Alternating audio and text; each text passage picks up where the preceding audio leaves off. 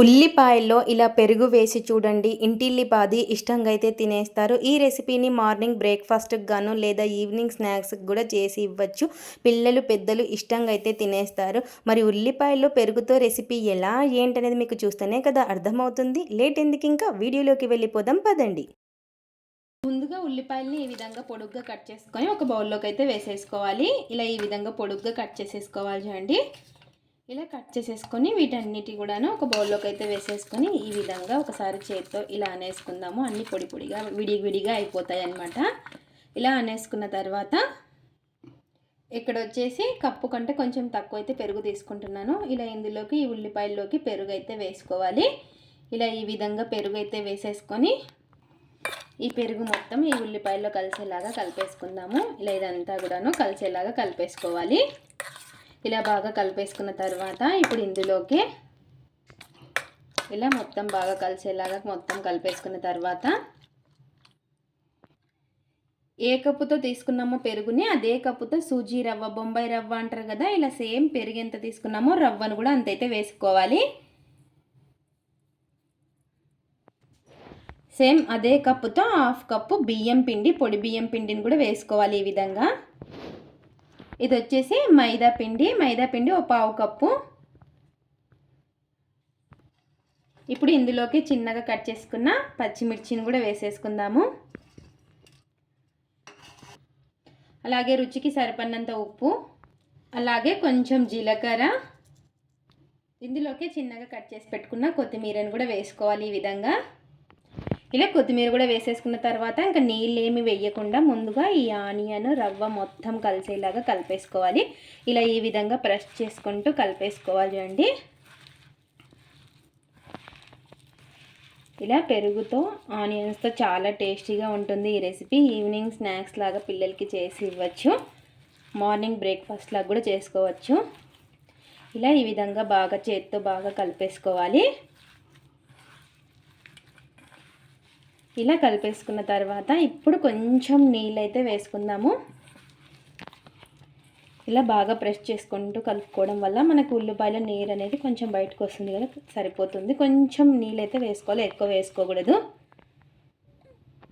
ఇందులోకి కొద్దిగా ఇలా ఈ విధంగా నీళ్ళు అనేది చూసుకొని వేసుకొని కలుపుకోవాలి.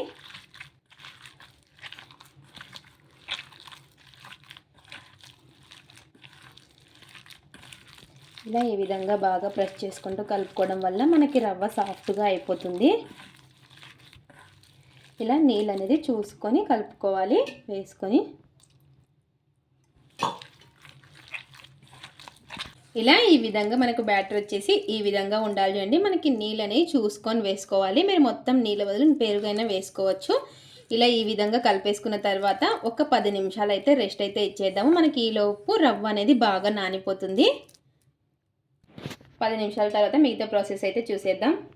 ఇక్కడ వచ్చేసి 10 నిమిషాల తర్వాత మనకి పిండి అయితే బాగా నానిపోయింది, చూసారు కదా. ఇలా ఈ విధంగా మనకి రవ్వ కూడా బాగా మెత్తబడిపోతుంది 10 నిమిషాలు నానబెట్టేసుకోవడం వల్ల. ఇలా ఈ విధంగా నానిన తర్వాత ఇప్పుడు డీప్ ఫ్రైకి సరిపడినంత నూనె అయితే పెట్టేసుకుందాము. ఇక్కడ వచ్చేసి డీప్ ఫ్రైకి సరిపడినంత నూనె అయితే వేసేసుకొని నూనె బాగా వేడెక్కిన తర్వాత ఇందులోకి ఇలా చిన్నగా వేసేసుకోవాలి. ఇలా మనకి ఎన్ని అయితే పడతాయో అన్నీ వేసేసుకోవాలి చూడండి ఈ విధంగా. ఇంకోటి వంట సోడా వేసుకోవాలి. నేను అది స్కిప్ అయింది వీడియో. ఇలా వంట సోడా ఒక 1/2 టీ స్పూన్ అంత వేసుకోవాలి. మనం తీసుకునే పిండిని బట్టి వంట సోడా అనేది చూసుకొని వేసుకోవాలి చూడండి. ఇలా ఈ విధంగా మనకి ఎన్ని అయితే పడతాయో అన్నీ వేసేసుకోవాలి.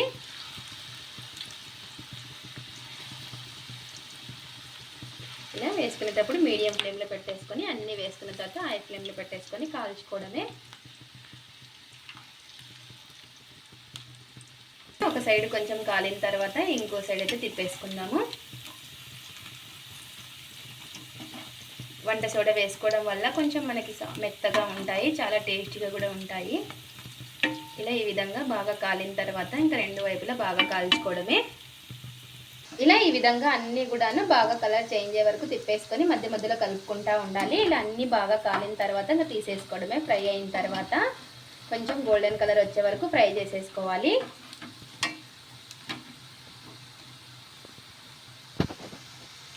ఇలా బాగా కలర్ చేంజ్ అయిన తర్వాత ఇంకా తీసేసుకోవడమే వీటిని. ఇలా అన్నీ కూడా తీసేసుకొని ఇంకా ప్లేట్లోకి అయితే వేసేసుకుందాం. ఎన్నైతే ఉన్నాయో ఇంకా అన్నీ ఇదే విధంగా వేసేసుకోవడమే.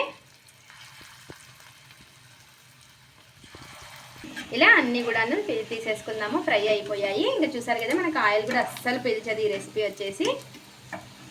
ఇలా నూనె అంతా పోయే వరకు పెట్టేసుకొని ఇంకా ప్లేట్లు అయితే వేసుకుందాం అన్నీ కూడాను. ఎంతో టేస్టీగా ఉండే ఉల్లిపాయలు రవ్వ పెరుగుతో అయితే ఈ కొత్త రెసిపీ అయితే రెడీ అయిపోయింది. చాలా అంటే చాలా టేస్టీగా ఉంటుంది. ఇవి ఒట్టివి కానీ తినచ్చు, లేదా ఏదైనా సాస్లో కానీ చట్నీలో కానీ తినచ్చు. పైన క్రిస్పీగా లోపల సాఫ్ట్గా చాలా అంటే చాలా పర్ఫెక్ట్గా కుక్ అయింది. చూసారు కదా, చాలా టేస్టీగా కూడా ఉంటుంది. మీరు కూడా ఒకసారి ఈ విధంగా ట్రై చేయండి. ఇది ఫ్రెండ్స్ ఇవాల్టి వీడియో. మా వీడియోస్ కనుక మీకు నచ్చినట్టయితే లైక్ చేయండి, షేర్ చేయండి, కామెంట్ చేయండి, సబ్స్క్రైబ్ చేసుకోండి. స్కిప్ చేయకుండా పూర్తి వీడియో చేయండి. చూసిన వాళ్ళు లైక్ అయితే చేయండి. అలాగే పెరుగు ఉల్లిపాయలతో కొత్తగా ట్రై చేసి ఎలా వచ్చిందో కామెంట్ అయితే పెట్టండి. Thanks for watching. Bye bye.